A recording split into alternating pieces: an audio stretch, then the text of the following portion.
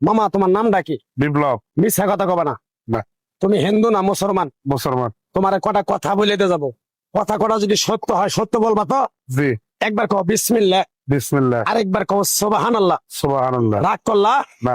এই নামগুলো নিলে ভালো না ক্ষতি? ভালো। তোমার চারটে কথা বলে দিয়ে যাবো, কথা চারটা যদি সত্য হয় সত্যই বলবা, মিথ্যার আশ্রয় নিবা, আল্লাহর কাছে ঠেকা থাকবা। কি কইছি কথাটা বুঝতে পারছো? জি। মুঠ পাকাও। তুমি এমন একটা ব্যক্তি যে কয় আইলো তার পিছেই যাও, গেলে পরে তোমার ক্ষতি হয়, লাভ হয় না।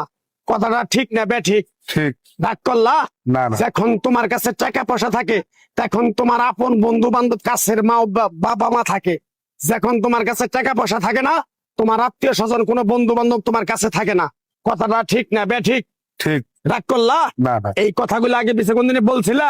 না। তুমি মানুষের পিছনে যায় হাজার হাজার টাকা পয়সা নষ্ট করো, তোমার পিছনে এসে কেউ 10টা টাকা ক্ষতি করে না। কথাটা ঠিক না বেঠিক? ঠিক ঠিক। আরেকবার কও বিসমিল্লাহ, বিসমিল্লাহ। আরেকবার কও সুবহানাল্লাহ। সুবহানাল্লাহ। বিশ্বাসে বস্তু মিলে তর্কে বহুদূর।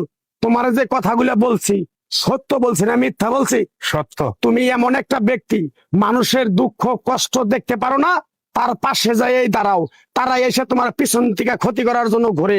কথাটা ঠিক না বেঠিক? ঠিক। রাগ করলা?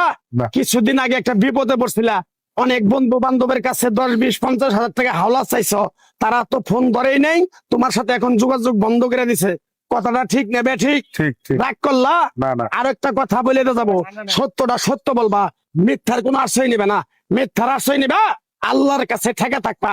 কথাটা কি কইছি বুঝতে পারছো? জি। রাগ করলা? আমার ওস্তাদে বলছে পাগলা রে, চাইয়া খাবি পেটে আটবো না, চুরি করে খাবি পিঠে আটবো না।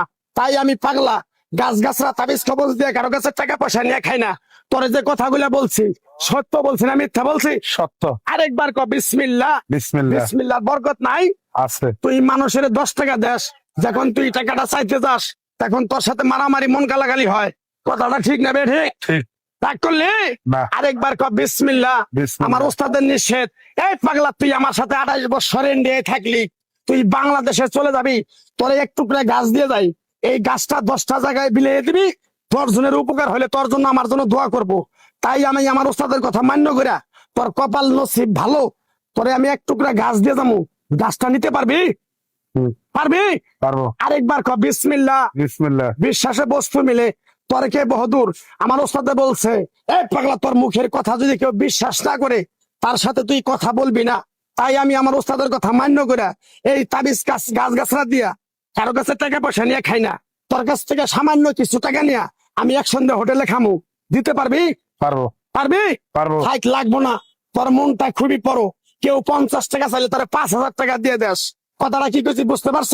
জি। আরেকবার কবি বিসমিল্লাহ। বিসমিল্লাহ। বিসমিল্লাহ বলার সাথে সাথে তুই আমারে 500 টাকা দিবি, তোর এক টুকরা গাছ দিয়ে যাবো। এই গাছটা তুই নিয়ম কারণ মাইনা ব্যবহার করবি, আল্লাহ তোরে মুক্তি করবো। কথাটা কি কইছি বুঝতে পারছ? জি। আরেকবার ক বিসমিল্লাহ। বিসমিল্লাহ। তোরে গাছটা দিমু, টাকা ছাড়াই দিমু, তোরে আমি টাকা নিবো না, মন থেকে তোরে বললাম।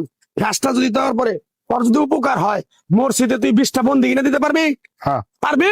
পারবো। আরেকবার কবি বিসমিল্লাহ। বিসমিল্লাহ। পিছন দিকে তাকাবি না, ডাইরেক্ট